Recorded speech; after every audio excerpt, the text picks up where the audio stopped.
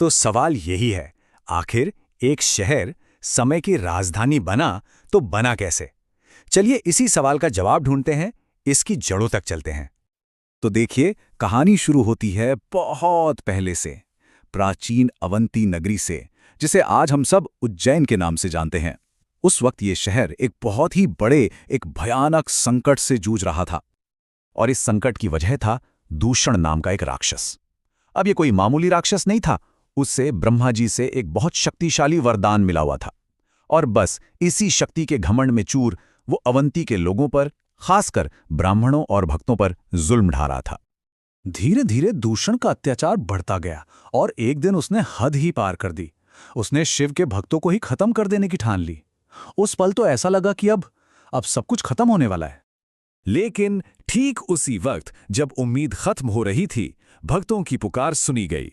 और फिर जो हुआ वो किसी ने सोचा भी नहीं था। अचानक जमीन फटी और उसमें से एक भयंकर, एक क्रोधित हुंकार गूंजी। ये हुंकार थी स्वयं भगवान शिव की।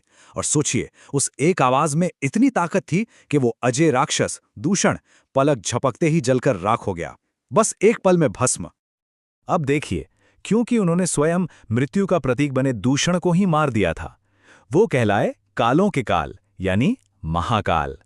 और फिर भक्तों ने जब प्रार्थना की तो वो हमेशा हमेशा के लिए उसी जगह पर एक ज्योतिर्लिंग के रूप में, एक प्रकाश स्तंभ के रूप में स्थापित हो गए।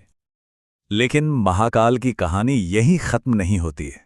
असल में ये तो बस शुरुआत है। आप देखिए कि मंदिर की जो बनावट है ना, उसमें भी मृत्यु पर जीत का यही गहरा संदेश छिपा हुआ है। और यहाँ एक बहुत ही अनोखी बात है, जरा सोचिए, दुनिया के लगभग हर मंदिर में भगवान की मूर्ति का मुख पूर्व दिशा की ओर होता है, मतलब सूर्योदय और जीवन की दिशा में। लेकिन महाकालेश्वर ये दुनिया का इकलौता दक्षिणमुखी ज्योतिर्लिंग है। और दक्षिण दिशा किसकी मानी जाती है? मृत्यु के देवता यमराज की। तो इसका मतलब क्या हुआ? इसका सीधा सा मतलब यह है कि महाकाल का चेहरा मृत्यु की तरफ है, यानी वो मृत्यु के भी स्वामी हैं।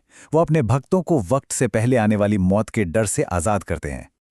और मौत पर इसी जीत का एक और बहुत बड़ा प्रतीक है, भस्म, यानी राख। भस्म क्या है? ये इस ब्रह्मांड का अंतिम सच है कि हर चीज, हर कोई एक दिन राख हो जाना है।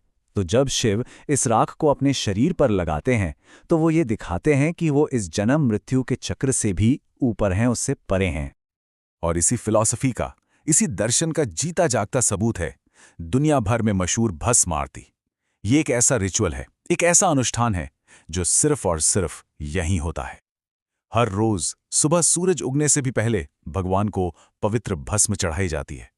ये एक तरह से समय और मौत पर उनकी जीत का जश्न है, एक रिमाइंडर कि जीवन और मौत असल में एक ही सिक्के के दो पहलू हैं। पर समय पर ये जो अधिकार है ना, ये सिर्फ मंदिर की चार दीवारी तक ही नहीं है।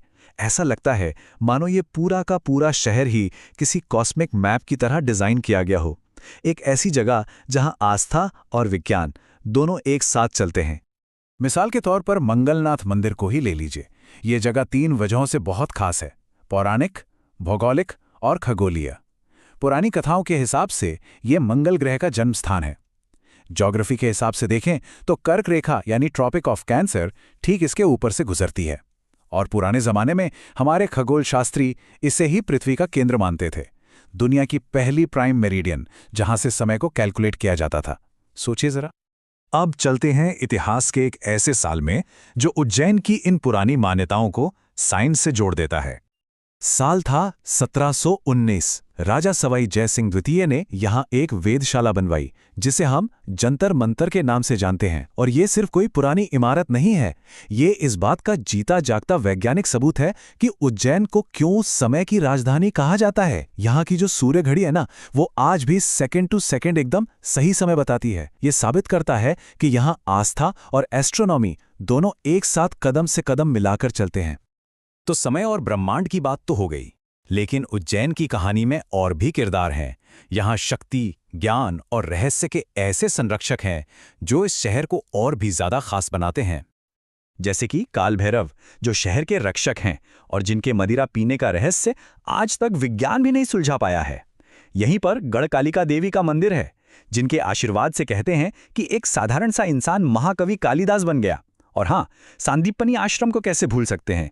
ये वो जगह है जहां खुद भगवान कृष्ण ने सिर्फ 64 दिनों में 64 कलाएं सीखी थीं। ये शहर ज्ञान का एक ऐसा केंद्र है जो कभी खत्म नहीं हो सकता। तो अगर हम देखें, उज्जैन की जो पूरी पहचान है वो इन अलग अलग स्तंभों पर खड़ी है। बिल्कुल, महाकाल इसके दिल में है, इसके केंद्र में है, लेकिन इसके साथ साथ इसका ब्रह्मांड से कनेक्शन, इसके दिव्य रक्षक और ज्ञान की ये केंद्र, ये सब मिलकर इस शहर को वो पहचान देते हैं जो इतनी गहरी और अनूठी है। तो चलिए अब इन सभी धागों को एक साथ पिरोते हैं और देखते हैं कि उज्जैन की पूरी तस्वीर कैसी दिखती है। हमने शुरुआत की एक ऐसे देवता से जो खुद समय को अपने वश में रखते हैं। फिर हमने देखा कि कैसे इस शहर की जमीन, इसका भूगोल पूरे ब्रह्मांड से जुड़ा है। और आखिर में हमने उस ज्ञान की विरासत को समझा जो यहां आज भी सांस लेती है। तो आखिर में हम कह सकते हैं कि उज्जैन सिर्फ एक शहर का नाम नहीं है, ये एक कॉन्सेप्ट है, एक आइडिया है, एक ऐसी जगह जहां टाइम, डेथ, साइंस और आस्था सब आकर एक हो जाते हैं। और ये सब हमें एक आखिरी सवाल पर लाकर खड़ा कर देता है। आखिर उज्जैन है क्या? क्या ये देवताओं का घर है, या ब्रह्मांड का एक जीता जागता नक्शा, या फिर समय को सलामी देता एक स्मारक? और शायद इसका जवाब है हाँ, ये सब कुछ है एक साथ।